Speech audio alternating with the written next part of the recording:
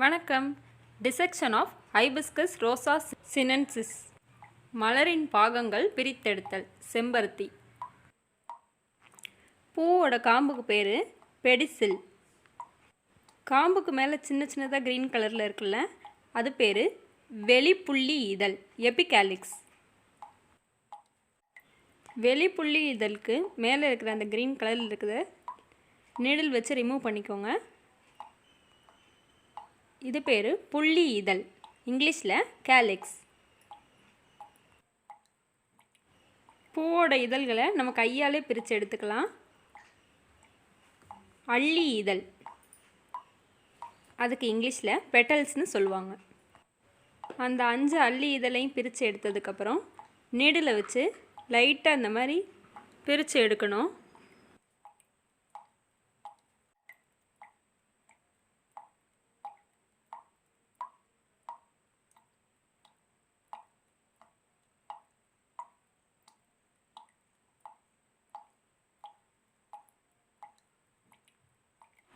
அந்த பிரித்து எடுத்த போர்ஷன் பேர் ஸ்டாமன், தமிழில் மகரந்தம்னு சொல்லுவாங்க.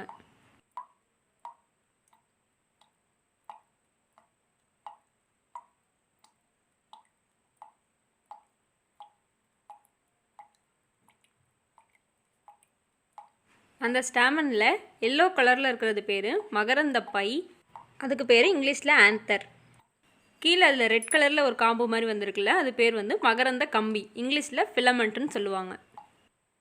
இப்போ நம்ம செம்பருத்தியிலேருந்து நீடில் வச்சு எடுத்தோம்ல அந்த போர்ஷன், சூல் முடி அப்படின்னா ஸ்டிக்மா, சூல் தண்டு ஸ்டைல், சூல் பை அப்படின்னா ஓவரி. இப்படி தான் நீடில் வச்சு செம்பருத்தி மலரை பிரிக்கணும். பார்ட்ஸ் இப்படி தான் மார்க் பண்ணணும். இந்த வீடியோ உங்களுக்கு பிடிச்சிருந்தா லைக் பண்ணுங்கள், உங்கள் ஃப்ரெண்ட்ஸ்க்கு ஷேர் பண்ணுங்கள், மறக்காமல் அரசாக்கணி சேனலை சப்ஸ்கிரைப் பண்ணுங்கள். தேங்க்ஸ் ஃபார் வாட்சிங். நன்றி.